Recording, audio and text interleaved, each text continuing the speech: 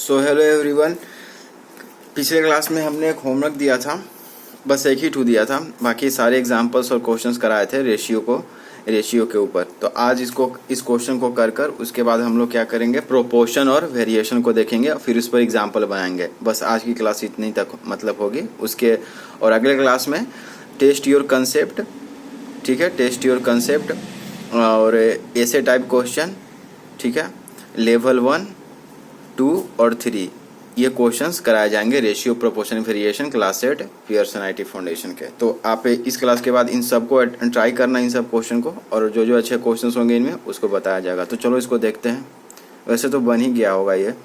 If x upon a is equal to y upon b is equal to z upon c comma then prove that each ratio is equal to 3x cube minus 11y cube plus 13z cube upon 3a cube minus 11b cube plus 13c cube है, यहाँ square नहीं है, cube है, to the whole power 1/3।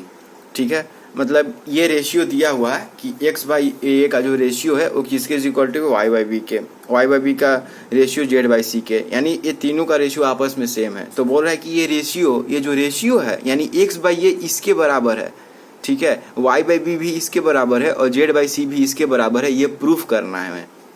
ठीक है, तो अब तो दिक्कत तो ये है ना कि एक तो तरीका ये है जिससे नहीं बनेगा, वो तरीका बताता हूँ कि x अपॉन ए है फिर is equal to Y upon B है। ठीक है, तो यहाँ से x अपॉन वाई क्या आ जाएगा, x अपॉन वाई क्या आ जाएगा, a अपॉन बी आ जाएगा। ये तो पहला इक्वेशन, ठीक है। फिर एक क्या दिया है, y upon B is equal to Z upon C है, तो y upon Z is equal to B upon C हो जाएगा। ये दूसरा इक्वेशन। और क्या है, और एक बार हम लोग क्या लेंगे, Z upon C is equal to X upon A, तो यहाँ से क्या आ जाएगा, X upon Z is equal to A upon C. ये तीसरा इक्वेशन, ठीक है, ये तीसरा इक्वेशन हो गया। और 3 इक्वेशन है, 3 अननोन है, तो यहाँ से भी बन सकता है, लेकिन वो बहुत लंबा मेथड होगा और फिर उसके बाद भी हमको एक्स का वैल्यू अधिक कर उसके बाद एक्स अपॉन ए करना होगा। तो ये सब बहुत दिक्कत का आती है, लेकिन हालांकि इस मेथड से ज़रूर ट्राई करना, लेकिन हालांकि बहुत लंबा जाएगा और हो सकता है इसे बने भी ना। तो हम इस वाले मेथड को देखते हैं, मेथड 2 को देखते हैं। अरे बस समझ में, 3 इक्वेशन है, 3 इक्वेशन है और 3 अननोन है, एक्स वाई और जेड, एक्स वाई और जेड अननोन है। हालांकि मुझे लगता है कि एक्स वाई जेड ही केवल अननोन नहीं है, ए बी और सी भी अननोन है, तो 6 अननोन हो गए। इसमें अननोन कितने हैं, 6 हैं, और इक्वेशन कितने हैं, 3 हैं, तो ये सॉल्व नहीं होगा। ठीक है, जितने अननोन होते हैं उतने ही इक्वेशन होने चाहिए, तब सॉल्व हो जाते हैं। जैसे कि आप लीनियर इक्वेशन पढ़ते हो ना कि x plus Y is equal to 2 दिया हुआ है और x minus Y is equal to आप मान लो 0 दिया हुआ है, तो ये 2 इक्वेशन है और 2 अननोन है, ठीक है, तो ये बन जाता है। लेकिन इसमें बस 3 इक्वेशन है और 6 अननोन है, तो यहाँ से नहीं बन पाएगा शायद। तो हम उस मेथड को देखेंगे जिससे बन सकता है। तो हम क्यों नहीं x upon A is equal to Y upon B is equal to Z upon C, ये तीनों का रेशियो आपस में बराबर है, तो मान लेते हैं कि वो जो रेशियो है वो मान लेते हैं कोई नंबर के बराबर है। ठीक है, ये कुछ अपना रेशियो है, तीनों का रेशियो आपस में बराबर है, मान लेते हैं कि वो रेशियो के है, कुछ तो होगा ना रेशियो का वैल्यू। ठीक है, क्वांटिटी भले अलग अलग है, मैंने क्या कहा था, रेशियो के ऊपर वाले जो क्वांटिटी होता है उसको क्या कहते हैं, एंटीसीडेंट, रेशियो के नीचे वाले क्वांटिटी को, ठीक है, रेशियो के ऊपर वाले क्वांटिटी को एंटीसीडेंट और नीचे वाले क्वांटिटी को कंसिक्वेंट। ठीक है, तो क्वांटिटीज ऊपर अलग अलग ज़रूर हैं, ऊपर एक्स बाई नीचे ए है इस रेशियो में वाई है ऊपर, बी है नीचे, लेकिन इनका जो फाइनल रेशियो है तो सेम है, तो मान लेते हैं कोई के बराबर है। तो ठीक है, अब एक बार X upon is equal to क्या लिखेंगे इस के लिखेंगे, फिर वाई अपॉन बी भी के बराबर है, ठीक है, और जेड अपॉन सी भी किसके बराबर है, के बराबर है, के को अच्छा से लिखते हैं। तो यहाँ से x इज इक्वल टू क्या हो जाएगा, ए के, ठीक है, y इज इक्वल टू क्या हो जाएगा, बी के, और z इज इक्वल टू क्या हो जाएगा, सी के। ठीक है, अब हम क्या करते हैं कि x का और y का और b का जो z का जो वैल्यू है के टर्म्स में, उसको इसी में पुट कर देते हैं, इस बड़े वाले इक्वेशन में हम क्या करते हैं, पुट कर देते हैं। और अगर पुट करने के बाद अंत में वैल्यू के ही आए तो हमारा क्या होगा, प्रूफ हो जाएगा। क्यों? क्योंकि हमें ये प्रूफ करना था कि ये जो वैल्यू है वो इस रेशियो के बराबर है। Then prove that each ratio, ठीक है, each ratio is equal to इतना। तो अगर हम x की जगह जो हम k के टर्म्स में लाए हैं उस इसको पुट कर दे और ये सब को करने के बाद k ही आए इज इक्वल टू k आ जाए तो हमारा प्रूफ हो जाएगा। क्योंकि हर रेशियो k के बराबर है तो हमें बस ये प्रूफ करना है कि इतना इज इक्वल टू k होना चाहिए। आ रही बात समझ में? तो मैं क्या करता हूँ कि बड़े वाले में इसको पुट करता हूँ, putting the value of x, y and z in the above expression, ठीक है। तो 3 इंटू ए क्यूब माइनस 11 बी, वाई का वैल्यू कितना है, बी के का होल क्यूब प्लस 13 इंटू सी के का होल क्यूब अपॉन, आ रही बात समझ में? यहाँ तक हो गया। एक्स को मैंने ऐसे लिखा, उसके बाद जो ऊपर का जो बड़ा वाला जो टर्म था उसमें मैं एक्स के वैल्यू को पुट कर रहा हूँ, किसके टर्म्स में, के टर्म्स में। वाई के वैल्यू को पुट कर रहा हूँ जेड के वैल्यू को, तो 3 इंटू ए क्यूब और नीचे के वही को वही रहने देते हैं, ठीक है, प्लस 13 सी क्यूब। तो अब यहाँ से क्या आ जाएगा, यहाँ से के क्यूब सब में कॉमन है तो के क्यूब कॉमन ले लेते हैं, क्या बचेगा 3 a क्यूब माइनस, अच्छा होल का पावर 1/3 भी तो है, याद है ना, minus 11 b cube plus 13 c cube upon 3 a cube minus 11 b cube plus 13 c cube का पावर 1/3 दिया हुआ था ना, ठीक है। अब देखो ये जो टर्म है 3 a cube minus 11 b cube plus 13 c cube और नीचे भी वही टर्म है 3 a cube minus 11 b cube plus 13 c cube, तो ये कैंसिल हो जाएगा, ये दोनों कैंसिल होकर अंत में क्या आ जाएगा, k cube two the power 1/3, ठीक है। और ये और कुछ नहीं बल्कि k के बराबर है, क्योंकि 3 से 3 कैंसिल हो जाएगा। आ रही बात समझे, k cube two the power 1/3 और 3 से 3 कैंसिल, k के बराबर आ गया।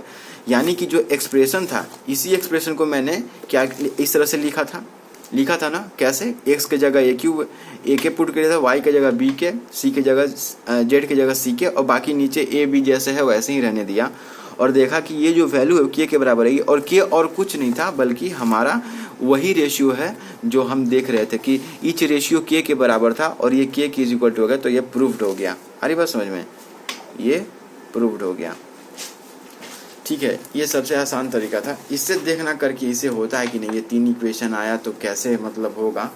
हालांकि मुझे नहीं लगता कि उससे बन पाएगा आसानी से, लेकिन ये सही तरीका है, ठीक है। तो अब आते हैं प्रोपोर्शन पे, प्रोपोर्शन का हिंदी होता है समानुपात, ठीक है। समानुपात किससे बना है, सम प्लस अनुपात, ठीक है, सम प्लस अनुपात। इसका सिंपल डेफिनेशन क्या है, the equality of two ratios का प्रोपोर्शन। दो रेशियो अगर बराबर हैं तो उनको हम कहेंगे कि वो दोनों रेशियो प्रोपोर्शन में हैं, ठीक है। तो जैसे कि तो फिर रेशियो क्या था, हम पढ़े थे कि रेशियो क्या है, तो दो quantity of the same kind को कंपेरिजन कैसे करते हैं, बाय डिवाइडिंग देम, ठीक है। जब दो क्वांटिटी को ऑफ द सेम काइंड को हम कंपेरिजन करते हैं by dividing them is called ratio. और प्रोपोर्शन क्या हो गया, प्रोपोर्शन हो गया इक्वालिटी ऑफ टू रेशियो, यानी दो रेशियो अगर आपस में बराबर है तो हम ये कहते हैं कि वह दोनों रेशियो प्रोपोर्शन में है। जैसे हम देखते हैं कि A ratio B is equal to, मान लीजिए सी रेशियो डी है, then A B C, A comma B comma C and D are said to be in proportion. तो हम क्या कहते हैं कि A B C and D are proportion में है and the same can be represented as A ratio B और इसको double colon C ratio D, ठीक है। इसको सिंगल कॉलन, ये कॉलन के ऊपर दें और ये डबल कॉलन है। ये प्रोपोर्शन को दिखाने का तरीका है कि A B C and D are proportion to each other. It is read as A, इसको क्या पढ़ते हैं, A is to B is as C is to D, A is to B is as C is to D. तो अब कुछ property देखते हैं हम प्रोपोर्शन का और उसके बाद तुरंत क्वेश्चन पर फिर वेरिएशन के बारे में जानेंगे और तुरंत क्वेश्चन देखेंगे कि आखिर इसका यूज़ क्या है क्वेश्चन में, ठीक है। कुछ क्वेश्चंस कराए जाएंगे। तो सबसे पहला प्रॉपर्टी प्रोपोर्शन का देखते हैं कि इसी को लेते हैं, इसी चीज़ को कि ये ratio B is equal to C ratio D है। तो सारे जो प्रॉपर्टी बताए जा रहे हैं इसी को लेकर है। जैसे A comma B comma C and D are respectively known as the first, second and third and the fourth proportion. ठीक है, अगर A ratio B is equal to C ratio D है तो हम क्या कहते हैं कि A B C and D are a पहला प्रोपोर्शन है, first proportion, B second proportion, C third proportion and D fourth proportional है। ये बस कहने के लिए है ताकि आप कंफ्यूजन में न हो कि ये पहला प्रोपोर्शन किसे कहते हैं, सेकेंड प्रोपोर्शन किसे कहते हैं। ठीक है, सेकेंड हमारा क्या हो जाएगा property, the first and the fourth term आज कॉल्ड एक्सट्रीम। ठीक है, फर्स्ट एंड फोर्थ टर्म, तो ए रेशियो बी, ठीक है, इज इक्वल टू, अगर प्रोपोर्शन है A is to B is as C is to D, ये इसको ऐसे ही पढ़ते हैं ना, तो हमारा फर्स्ट टर्म ये हो गया और फोर्थ टर्म डी हो गया। ठीक है, फर्स्ट टर्म ये हो गया और फोर्थ टर्म डी हो गया। तो हम क्या कहते हैं कि द फर्स्ट, इसको भी एक्सट्रीम कहते हैं और इसको भी एक्सट्रीम कहते हैं, while the second and third term, तो सेकेंड टर्म हमारा बी हो गया और थर्ड टर्म सी हो गया, इसको क्या कहते हैं मीन्स कहते हैं। तो इन दोनों को क्या कहते हैं मीन्स। ठीक है, मीन्स कहते हैं। और पहले और चौथे को क्या कहते हैं एक्सट्रीम। तो ए और डी क्या होंगे एक्सट्रीम हो गया और बी और सी क्या हो गए मीन्स हो गया। ठीक है, थर्ड प्रॉपर्टी जो भी हो, product of extreme is equal to product of means. ठीक है, थर्ड प्रॉपर्टी क्या कह रहा है कि प्रोडक्ट ऑफ एक्सट्रीम, यानी प्रोडक्ट ऑफ एक्सट्रीम कौन कौन होगा ए इंटू डी, किसके बराबर होता है प्रोडक्ट ऑफ मीन्स के। तो मीन्स कौन कौन हो गए बी इंटू सी, यानी A D is equal to B C होता है। ये अच्छा, ये क्यों होता है, तो इसका बहुत सिंपल सा है कि जब A ratio B is equal to क्या है सी रेशियो डी है, तो क्रॉस मल्टीप्लीकेशन करेंगे तो यहाँ से क्या आ जाएगा A D is equal to B C आ गया, यही तो लिखा हुआ है यहाँ पर।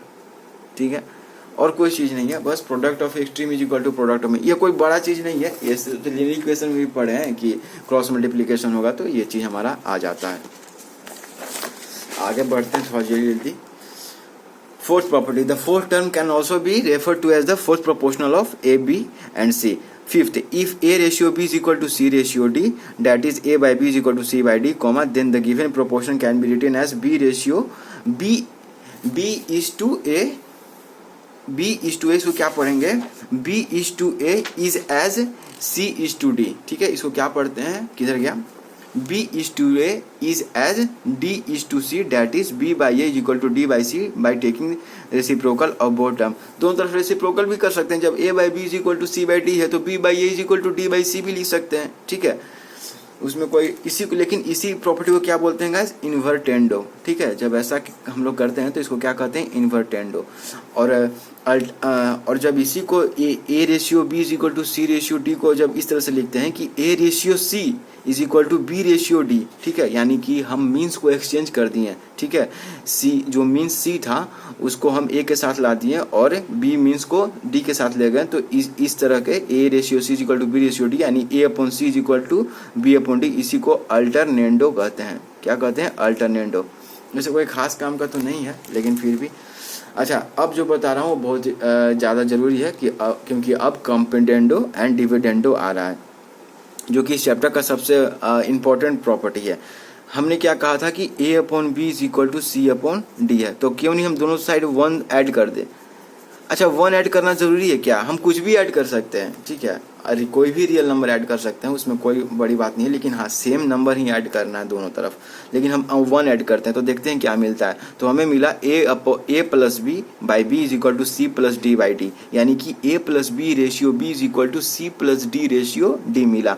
इसी को कंपोनेंडो कहते हैं। ठीक है, ऐसे इसी रिलेशन को कंपोनेंडो कहते हैं, यानी कि अगर ए अपॉन बी है, A upon B is equal to C upon D दिया हुआ है, तो यहाँ से तुम बिना कुछ किए या आंख मूंद कर भी कह सकते हो कि A plus B upon B is equal to C plus D upon D होगा।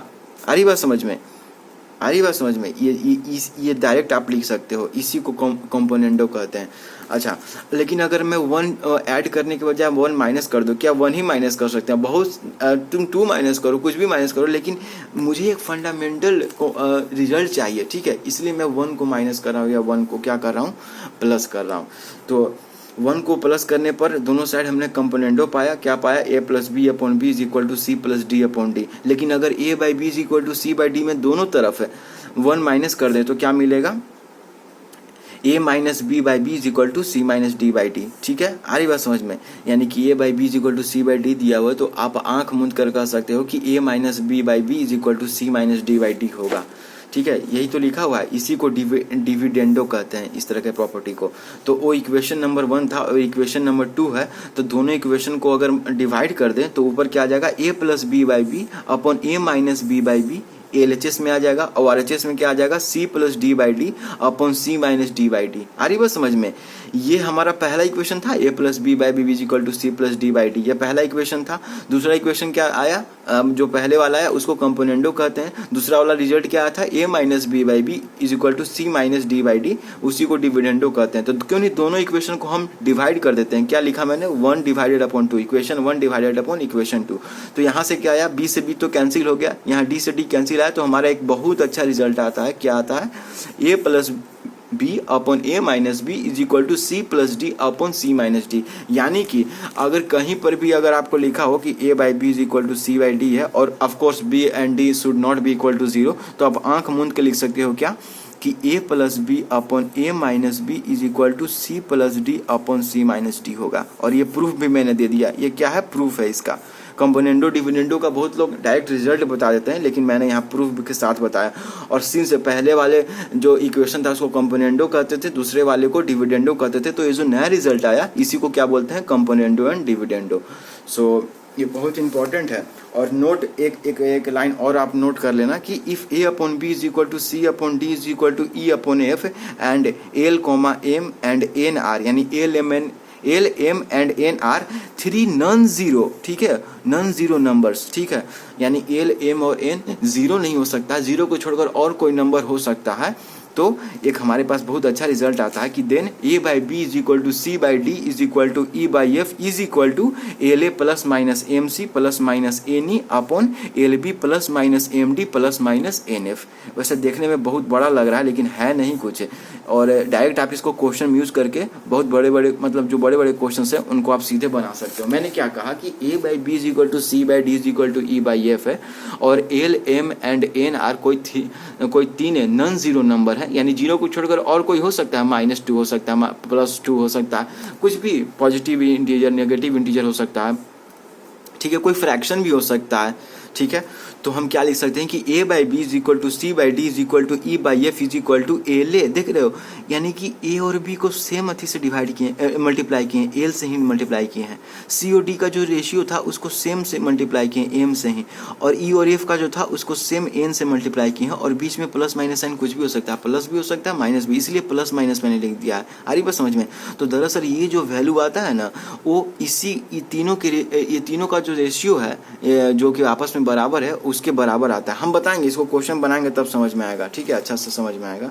और एक काम करते हैं, यहाँ एक क्वेश्चन ले ही लेते हैं, ठीक है, यहाँ एक क्वेश्चन ले लेता हूँ मैं, ठीक है। ये क्वेश्चन मैंने लिया, जगह नहीं था, लेकिन ध्यान देना। a by B is equal to C by D is equal to E by F is equal to 1/3 given है। तो हमसे क्या पूछ रहा है कि आप बताओ कि 5a plus 3C plus 7E upon 5b plus 3D plus 7F का वैल्यू क्या होगा।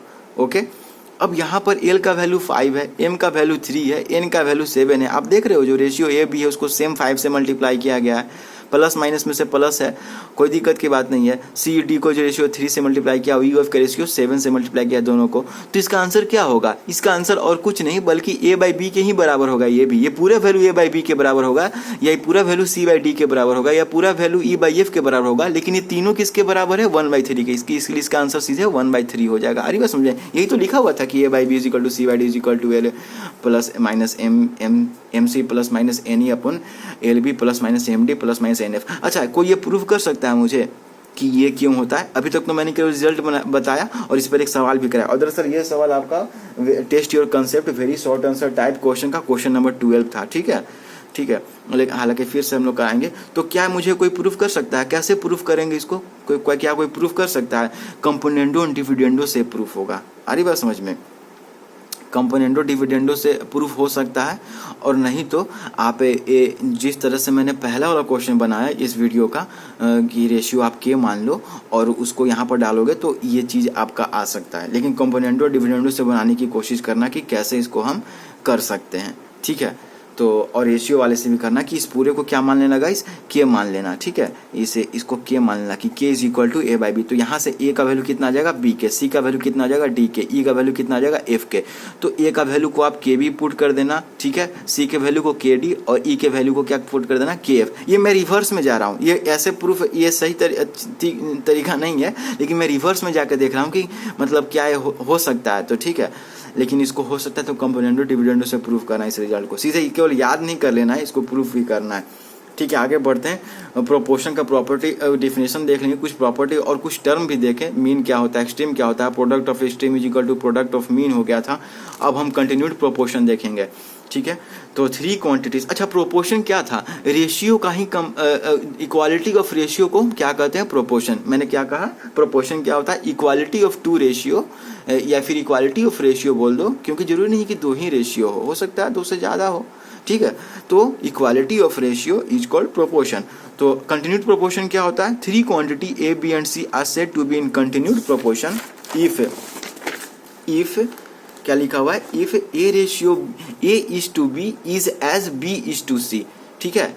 इसको क्या पढ़ते हैं, A is to B is as B is to C, if A is to B is as B is to C comma then C is called the third proportional of A and B, ठीक है।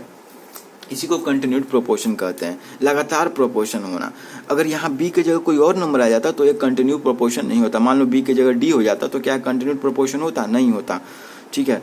तो ये और इस तरह जब भी रहे तो सी को क्या कहते हैं, third proportional of A and B, ठीक है। जो तीसरे वाला जो एक्सट्रीम है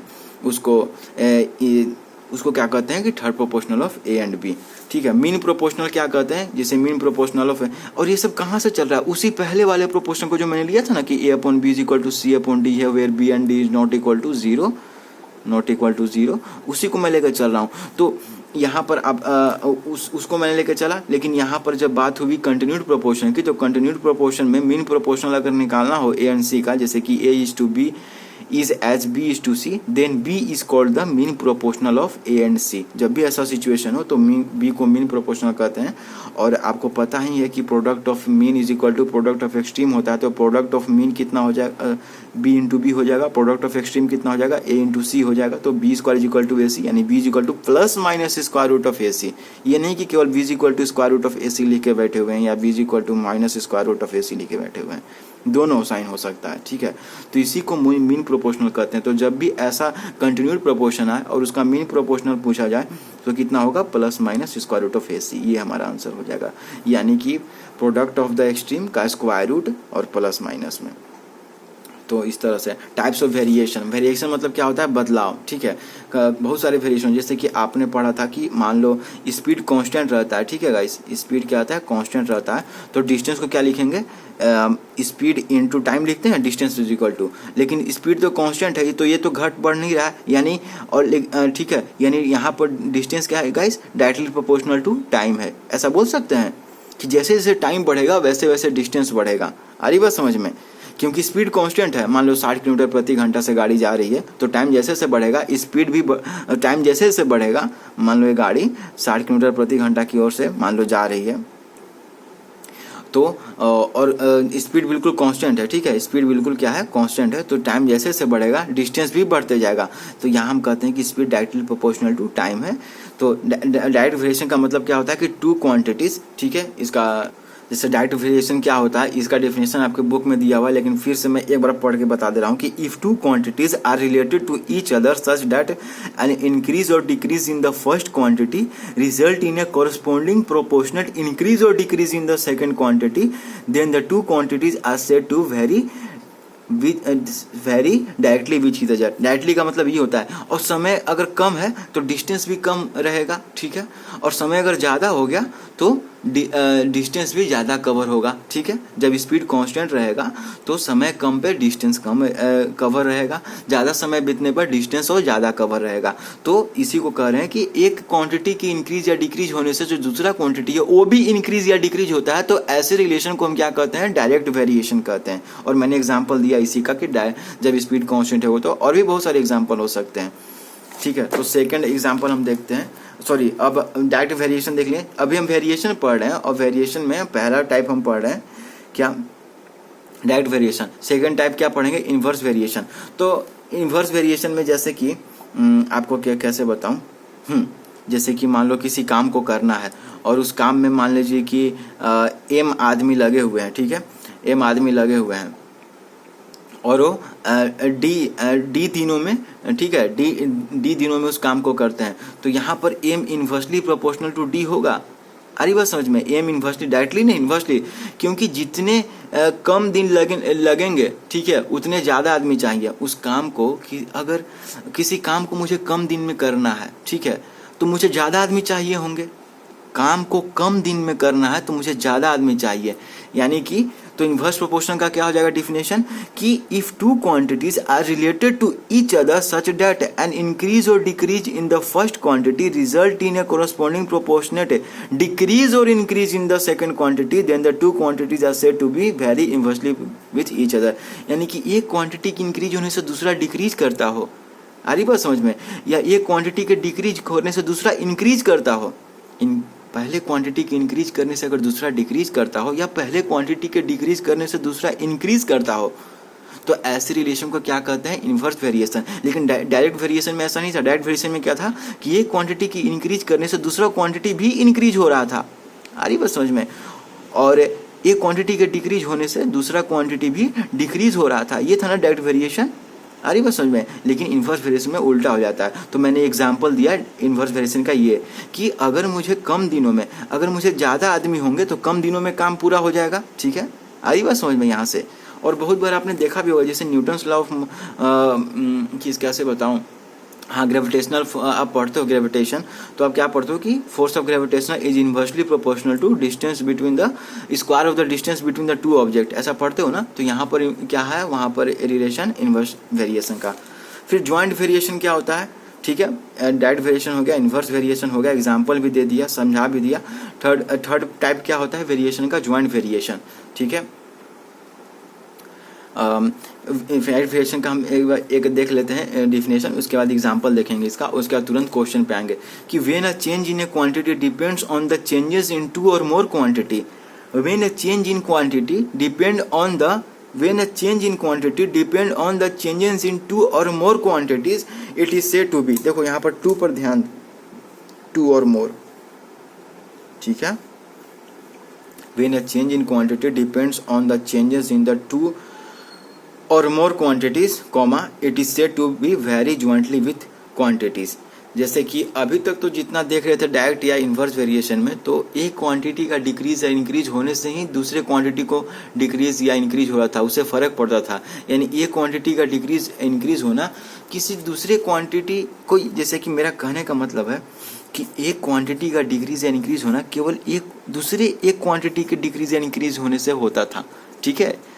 अरे बात समझ में, ये घटेगा या बढ़ेगा, ये जो क्वांटिटी है ये केवल इस पर डिपेंड करता है कि दूसरा जो क्वांटिटी है वो घटेगा या बढ़ेगा, अरे बात समझ में। लेकिन ज्वाइंट वेरिएशन में ऐसा नहीं होता है, ये क्वांटिटी घटेगा या बढ़ेगा ये किसी दो क्वांटिटी या दो से ज़्यादा क्वांटिटी के घटने या बढ़ने से डिपेंड करता है कि ये क्वांटिटी घटेगा या बढ़ेगा। अच्छा, मैं क्या बोल रहा हूँ, इसका एग्जाम्पल लेते हैं। मान लो when a quantity A varies directly as B when C is constant, ठीक है, जब सी कॉन्स्टेंट होता है तो ए क्या है, डायरेक्टली प्रोपोर्शनल है किसके, बी के, ठीक है, and vary directly as C when B is constant. लेकिन वही ए जब बी कांस्टेंट होता है तो सी के डायरेक्टली प्रोपोर्शनल है, then A vary directly as the product of B and C. मैंने क्या कहा शुरू में, क्या कहा गया कि जब सी कांस्टेंट रहता है गाइस तो ए किसके डायरेक्टली प्रोपोर्शनल है, बी के, यानी ए के बढ़ने से बी बढ़ेगा, ए के घटने से सी घटेगा, ठीक है, जब सी कांस्टेंट होता है तब। लेकिन जब बी कांस्टेंट होता है, बी कोई क्वांटिटी है, ठीक है, कुछ होगा, स्पीड होगा, टाइम होगा, कुछ होगा। लेकिन बी जब कांस्टेंट रहता है गाइस, बी जब कांस्टेंट रहता है तो ए डायरेक्टली प्रोपोर्शनल टू सी हो जाता है, यानी ए के बढ़ने से सी बढ़ता है, ए के घटने से सी बढ़ता है, ठीक है। तो इसको मैं कैसे लिख सकता हूँ, इन दोनों को मिलाकर, इन दोनों रिलेशन को मैं कैसे मिलाकर लिख सकता हूँ, ऐसे कि A directly proportional to B C हो जाएगा, आ रही बस में, A directly proportional to B C हो जाएगा, ठीक है। और इसी को मैं ऐसे लिख सकता हूँ, कैसे लिख सकता हूँ, इसी को मैं A is equal to K B C लिख सकता हूँ, where K1, K2 and K are constant. आ रही बात समझें? जैसे कि एक एग्जाम्पल दो, आप जब भी ग्रेविटेशन में आप पढ़े होगे, मेरे ख्याल से 8 में शायद होगा, कि जो फोर्स ऑफ ग्रेविटेशन है डायरेक्टली प्रोपोर्शनल किसके होता है, प्रोडक्ट ऑफ द मासेस, यही होता है ना, ठीक है। दो मास m1 m2 है, इन दोनों के बीच में कितना ग्रेविटेशनल फोर्स लगेगा, ठीक है, ग्रेविटेशनल फोर्स लगेगा, वो डायरेक्टली प्रोपोर्शनल किसके होता है, प्रोडक्ट ऑफ द मासेस। लेकिन फोर्स ऑफ ग्रेविटेशन किसके इन्वर्सली प्रोपोर्शनल होता है, डिस्टेंस बिटवीन देम। मान लो डिस्टेंस बिटवीन देम r है, तो ये क्या हो जाएगा, डिस्टेंस ये r स्क्वायर हो जाता है ना। Force of gravitation inversely proportional to the square of the distance between them. तो हम इसको क्या लिखते हैं कि F is directly proportional to m1 m2 upon r square लिख देते हैं। ये हो गया ज्वाइंट वेरिएशन। आ रही बात समझ में? जब F का घटना या बढ़ना 2 या 2 से ज़्यादा क्वांटिटी पर डिपेंड कर रहा है, F केवल मास के पर डिपेंड नहीं कर रहा है दोनों के मास पे, बल्कि distance between the to masses पर भी डिपेंड कर रहा है। और इसी को क्या लिखते हैं अंत में, F इज इक्वल टू एक कॉन्स्टेंट लगा देते हैं, कौन सा, ग्रेविटेशनल कॉन्स्टेंट, जो जिसको G कहते हैं। तो यही F is equal to G m1 m2 upon r square हो जाता है। याद है ये formula, F is equal to G m1 m2, कहीं देखा लग रहा है, ठीक है। तो ये चीज़ मैं कहना चाह रहा था कि ज्वाइंट वेरिएशन में जो ये क्वांटिटी है उसका घटना या बढ़ना वो 2 या 2 के ज़्यादा क्वांटिटी के घटने या बढ़ने पर डिपेंड करता है, ठीक है। अरे बस समझ में, तो ये चीज़ हो गया। अब आते हैं, मैंने कोशिश किया बताने के लिए अच्छा से, कंपोनेंडो डिविडेंडो भी हो गया। अब आते हैं कुछ क्वेश्चन पे, क्योंकि बिना क्वेश्चन के तो काम नहीं चलेगा, चाहे कितना भी टाइम हो जाए। तो क्वेश्चन बनाते हैं, और पिछला क्लास को भी देख लेना, इसका प्लेलिस्ट भी बना दिया जाएगा। और बाकी को नहीं देखे हो तो जाके हाइड्रोस्टैटिक को देख लो, क्लास 8 का बना दिया गया है। हीट देख लो, क्लास 8 का बना दिया गया है। सारे अधिकतर क्वेश्चंस बनाए गए हैं, थ्योरी बताया गया है। हाइड्रोस्टैटिक में तो थ्योरी उतना नहीं बताया गया, लेकिन क्वेश्चंस बहुत सारे कराए गए, बहुत सारे। और हीट में थ्योरी बताया गया, क्वेश्चन भी कराया गया। तो जाके प्लेलिस्ट चेक करो, ठीक है। अब शुरू करते हैं examples. If x ratio y is equal to 3:2, then find 2x plus y upon 4x minus 3y। अब अगर ऐसे आप चलोगे पहले मेथड से, जो कि जिससे कि नहीं बनेगा, x अपन वाई इज इक्वल टू 3/2, तो ये तो एक ही इक्वेशन दिया हुआ है, ठीक है। यहाँ से क्या मैं x और y का सेपरेट वैल्यू निकाल सकता हूँ? आप बताओ, x और y का सेपरेट वैल्यू मैं निकाल सकता हूँ? नहीं निकाल सकता हूँ, क्योंकि मुझे x और y नहीं पता है, ठीक है। और एक ही इक्वेशन है, कम से कम 2 इक्वेशन तो देना चाहिए था ना, ताकि मैं x और y का वैल्यू निकाल सकूं। लेकिन एक ही इक्वेशन है, तो यहाँ से मैं x और y का सेपरेट वैल्यू नहीं निकाल सकता हूँ। तो मैं एक दिमाग लगाता हूँ, एक काम करता हूँ कि मुझे क्या चाहिए।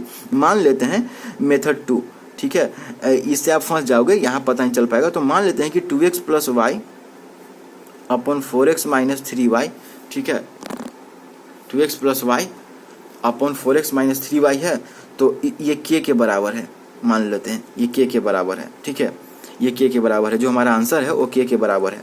अच्छा, तो हम क्या करते हैं कि ऊपर नीचे, ठीक है, ये क्या, इसको क्या कहते हैं, एंटीसीडेंट, और नीचे वाले को कंसिक्वेंट रेशियो में। तो एंटीसीडेंट और कंसिक्वेंट को क्या करते हैं, y से डिवाइड कर देते हैं। तो y से डिवाइड करेंगे तो x upon y plus y upon y, अरे बस समझ में, upon 4 times x upon y minus 3y upon y is equal to K. क्या k को भी y से डिवाइड करना जरूरी है? नहीं जरूरी है, क्योंकि ऊपर नीचे में डिवाइड कर ही दिया तो कोई फर्क नहीं पड़ता, ठीक है। अरे समझ में, ऊपर नीचे y से डिवाइड कर दिया तो कोई, अरे बस समझ में, k से डिवाइड करना जरूरी नहीं है। तो यहाँ से क्या आ गया, 2 times x upon y plus 1 upon 4 times x upon y plus minus 3, ठीक है।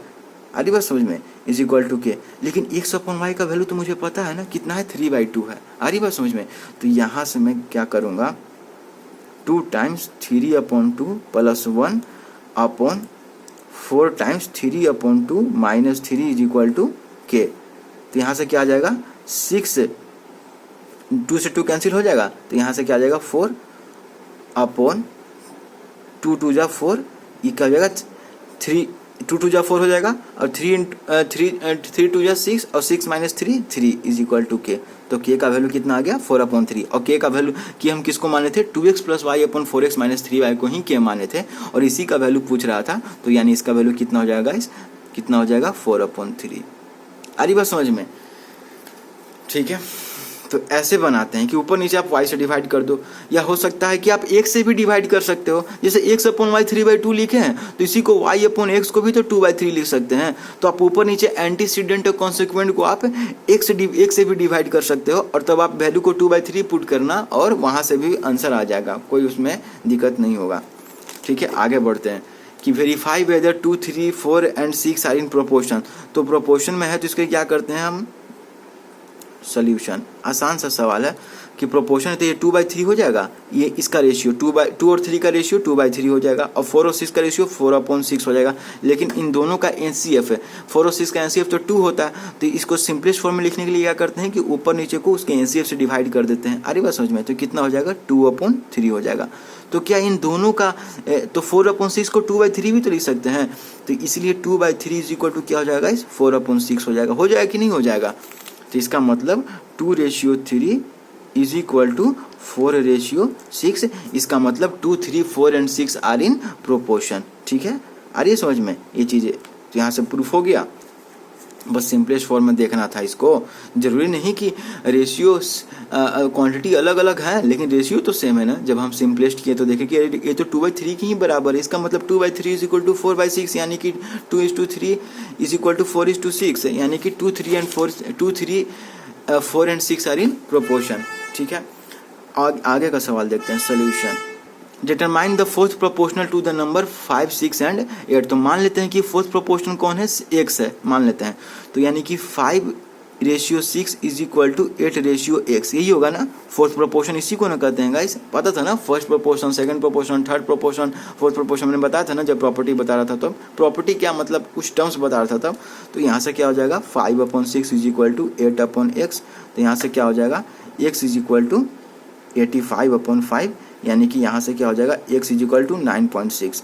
ये हमारा क्या हो जाएगा आंसर। x क्या था यहाँ पर, हमारा फोर्थ प्रोपोर्शन था, यानी कि जो फोर्थ प्रोपोर्शन है वो 5, 6, 8 का फोर्थ प्रोपोर्शन कौन है, 9.6 है। इसके जगह इन तीनों की जगह कोई और भी नंबर दे सकते हैं और उनका बोलेंगे कि फोर्थ प्रोपोर्शन बनाओ, तो ऐसे ही मान लेंगे, ऐसे ही बना लेंगे, ऐसे ही हम बनाएंगे। x मान लेंगे, तो उसके बाद 5:6 इज इक्वल टू 8:x, तो यहाँ से x का वैल्यू निकालेंगे तो उसका कुछ और प्रोपोर्शन होगा। तो इस तरह से कई सेट हो सकते हैं इस वर्ल्ड में, मतलब मैथ्स में कई सारे सेट हो सकते हैं फोर्थ प्रोपोर्शन के। जरूरी नहीं कि केवल 9.6 ही हो, और बहुत सारे इस पर क्वेश्चन बन सकते हैं।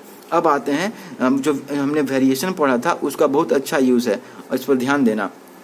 If 6 men can do a piece of work in 8 days, then find the number of days in which 8 men can do the same work. ध्यान देना, अगर 6 आदमी किसी काम को 8 दिन में करते हैं, ठीक है, 8 दिन में करते हैं, ठीक है, 6 आदमी किसी काम को 8 दिन में, मान लो 6 आदमी एक कमरा को बनाने में, कमरा है ना, मान लो काम क्या है, एक कमरा बनाना, उसको 8 दिन में करते हैं।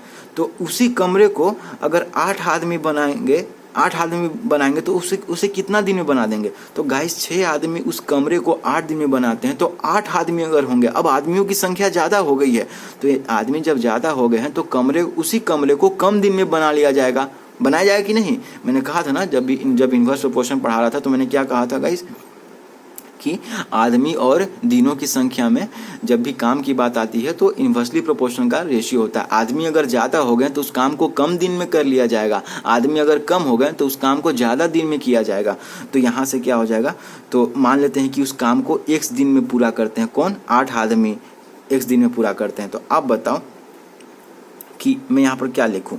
मैं एक चीज़ बताता हूँ कि जो ये रेशियो ऑफ मेन है 6:8, ठीक है, 6:8 लिख रहा हूँ गाइस, 6:8 इज इक्वल टू, ठीक है, रेशियो ऑफ मेन क्या होता है गाइस, ये इन्वर्सली प्रोपोर्शनल टू डे होता है। तो यहाँ 8:6 न लिख के मैं क्या लिखूंगा, x:8 लिखूंगा। आ रही बात समझ में। क्यों मैंने लिखा, क्योंकि 6 आदमी 8 दिन में काम कर रहे हैं ना उस चीज़ को, तो ये इन्वर्सली प्रोपोर्शनल होगा ना। आ रही बात समझ में। और 8 आदमी एक दिन में काम कर रहे हैं तो ये इन्वर्सली प्रोपोर्शनल होगा ना। ठीक है, ये कैसे है मैं दिखाता हूँ। 6/8 इज इक्वल टू x/8। मैंने यहाँ 8/x क्यों नहीं लिखा, क्योंकि आदमियों और काम करने के दिनों के में जो इन्वर्सली प्रोपोर्शनल का रिलेशन है, अगर डायरेक्टली प्रोपोर्शनल का रिलेशन होता तो मैं यहाँ 8/x लिखता। अभी आगे डायरेक्टली प्रोपोर्शनल वाला भी सवाल हम क्या करेंगे, बनाएंगे। तो 6/8 इज इक्वल टू x/8 हो जाएगा गाइस।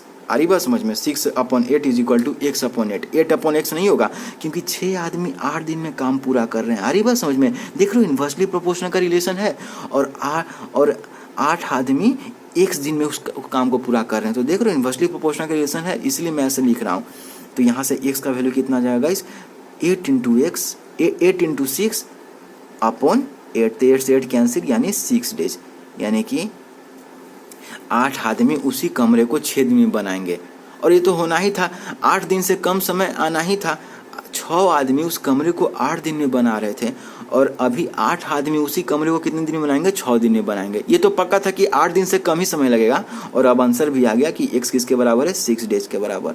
अरे बस समझे, मैंने x/8 क्यों नहीं लिखा, सॉरी 8/x क्यों नहीं लिखा? क्योंकि इन्वर्सली प्रोपोर्शनल का रिलेशन है। तो जब भी यहाँ पर आप क्या लिखो 6:2, जब भी आप यहाँ पर मेन का रेशियो लिखो तो मेन का रेशियो लिखो जब भी, तो ध्यान से सुनना, मेन का रेशियो लिखो तो ये जो एक्सट्रीम है, एक्सट्रीम किसको ऑक्युपाई करता है इन्वर्सली प्रोपोर्शनल में? दोनों को रिलेशन को। 6 आदमी 8 दिन में काम को पूरा कर रहे थे तो 8 आदमी x दिन में काम को पूरा करेंगे। तो देख रहे हो ये एक्सट्रीम पोजीशन पे है दोनों।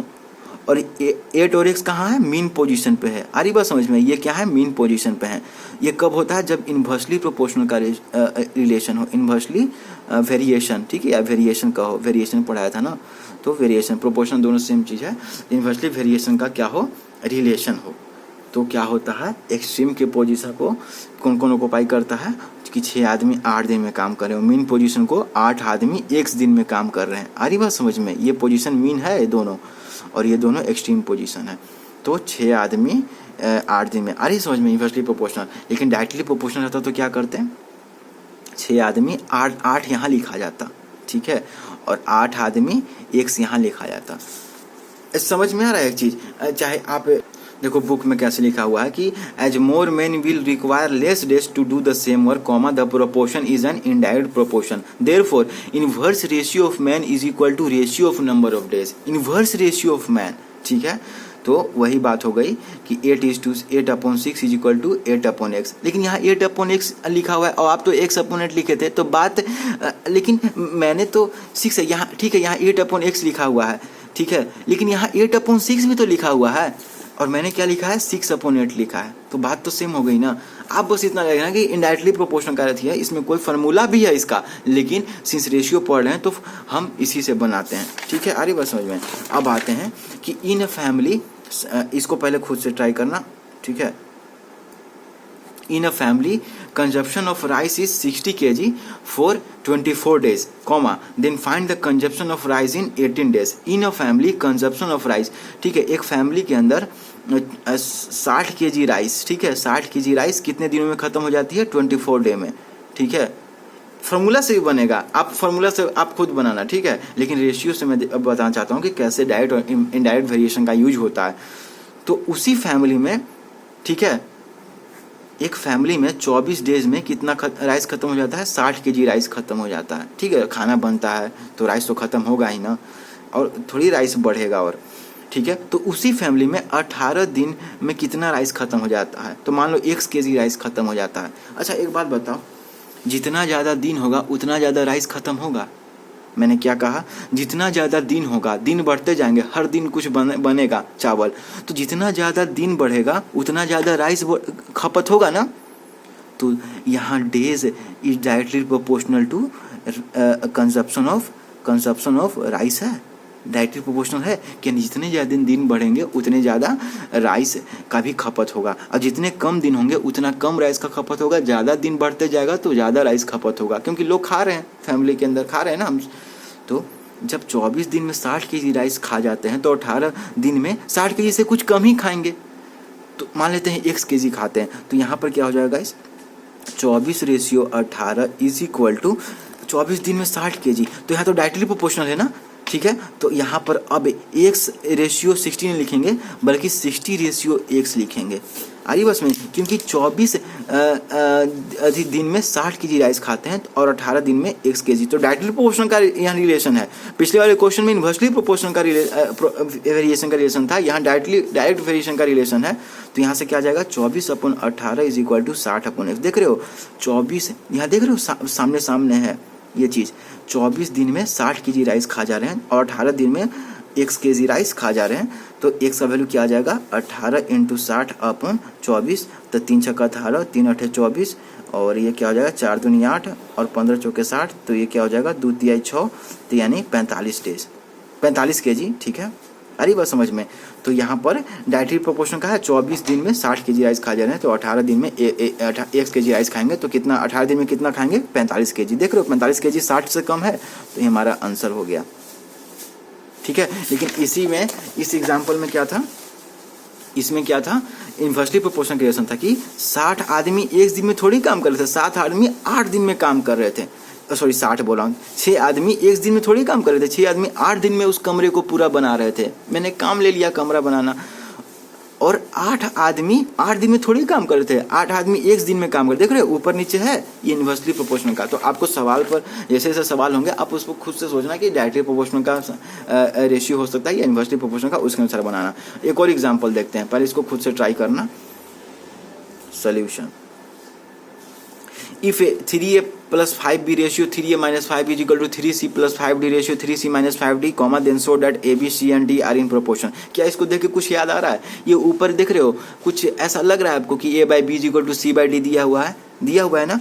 तो 3a plus 5b upon 3a minus 5b is equal to क्या है 3c plus 5d upon 3c minus 5d दिया हुआ है। ये गिवन है, मैंने अपने से कुछ नहीं लिखा, ये गिवन है। आ रही बात समझ में।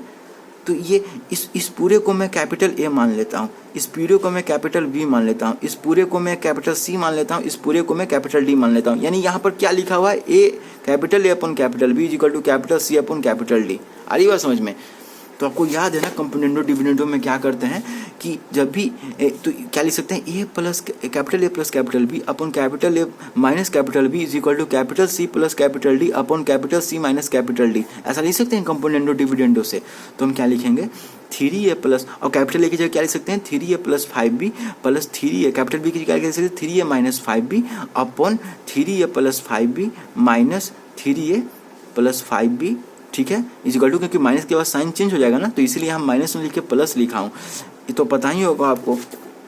और यहाँ पर क्या हो जाएगा 3c की जगह क्या लिखेंगे 3c plus 5d plus 3c minus 5d upon 3c plus 5d minus 3c plus 5d। अरे बात समझ में। तो यहाँ से क्या आ जाएगा इस plus 5b minus 5b cancel, plus 3a minus 3b cancel, plus 5d minus 5d cancel, और plus 3c minus 5c cancel, minus 3c cancel. तो यहाँ से क्या बचा 3a plus 3a 6 upon 5b plus 5b 10b is equal to 3c plus 3c क्या बच जाएगा 6c, 5d plus 5d 10d, 6 से 6 कैंसिल। ऐसा क्यों कैंसिल कर देते हैं, क्योंकि 6 एक नॉन जीरो नंबर है, अगर वो जीरो रहता है कोई यहाँ पर तो उसको कैंसिल नहीं कर पाएंगे हम। 10 से 10 कैंसिल, तो क्या आ गया यहाँ से a by B is equal to C by D. अच्छा क्वेश्चन क्या पूछ रहा था तो हमने पढ़ा ही नहीं सॉरी। इफ इतना रेशियो इज इतना इज टू इतना इज एज इतना इज टू इतना comma then so that A B C and D are in proportion. So क्या करना था कि A B C and D are in proportion. तो क्या नहीं प्रूफ हो गया यहाँ पर, देखो तो इसको ऐसे भी लिख सकते हैं A is to B is equal to C is to D. क्या प्रोपोर्शन क्या होता था, इक्वालिटी ऑफ रेशियो को ही तो प्रोपोर्शन करते थे। क्या इसका रेशियो बराबर तो है ना, तो यहाँ से प्रूफ हो गया कि A B C and D are in proportion. ठीक है, A is to B is as C is to D. ठीक है, तो यहाँ से क्या हो गया, ये प्रूफ्ड हो गया कि A B C and D are in proportion. हमें एक रेशियो दिया हुआ था, हमें क्या रेशियो दिया था 3a plus 5b upon 3a minus 5b is equal to 3c plus 5d upon 3c minus 5d। और हमें क्या प्रूफ करना था कि A B C and D are in proportion. तो क्या प्रूफ हो गया, कैसे कंपोनेंडो डिविडेंडो लगा के। क्या और तरीका से हो सकता है, बिल्कुल हो सकता है, लेकिन कंपोनेंडो डिविडेंडो आसान होता है। अगर दूसरा तरीका तो आप उससे ज़रूर बनाना कोशिश करना, क्योंकि वही उससे आपको थोड़ा और समझ में आएगा। आ रही बात समझ में। क्या +1 उसमें कर सकते हैं, प्लस माइनस कुछ ऐसा, ताकि इतना आ जाए। ठीक है, find the mean proportion. Solution, find the mean proportion between 6 and 24। तो आपको पता था ना कि मीन प्रोपोर्शन निकालने के लिए अगर दो नंबर्स के बीच में मीन प्रोपोर्शन निकालना हो तो हम क्या करते थे। आपको याद है कि b is equal to plus minus square root of AC था, जहाँ ए और सी के बीच में मीन प्रोपोर्शन कौन था, बी था। तो बी इज इक्वल टू क्या होता था plus minus square root of AC। तो 6 और 24 के बीच जो मीन प्रोपोर्शन इसको क्या करेंगे 6 इंटू 24 का स्क्वायर रूट कर देंगे। आ रही बात समझे। तो हमारा मीन प्रोपोर्शन क्या हो जाएगा स्क्वायर रूट ऑफ, मान लो मीन प्रोपोर्शन x है तो x इज इक्वल टू क्या हो जाएगा स्क्वायर रूट ऑफ 6 इंटू 24 यानी 144। तो x is equal to plus minus 12 आएगा, ये नहीं कि प्लस 12 होगा। तो यहाँ लेकिन माइनस को यहाँ पर नहीं लेंगे, क्यों? क्योंकि -12 मीन प्रोपोर्शन कैसे हो सकता है 624 का? दो पॉजिटिव नंबर का मीन प्रोपोर्शन माइनस में कैसे जा सकता है? इसलिए -12 में लेंगे, केवल +12 का वैल्यू लिया जाएगा। तो x = 12 हमारा क्या हो जाएगा? आंसर हो जाएगा। ये हो गया। तो mean proportion between 6 and 24 is 12, ये हमारा आंसर हो जाएगा। तो और ये एग्जाम्पल आप इसको ट्राई करना, अगले क्लास में इसको डिस्कस करेंगे। अगला क्लास में क्या क्या होगा, टेस्ट और कंसेप्ट, ऐसे type question, level 1, level 2, level 3, ये सब सारे क्वेश्चन अच्छे से डिस्कस करा जाएंगे। सो आप इसको करना, इसका आंसर 15 डेज है, जरूर इसको ट्राई करना। So thank you so much guys for watching this, have a great day ahead.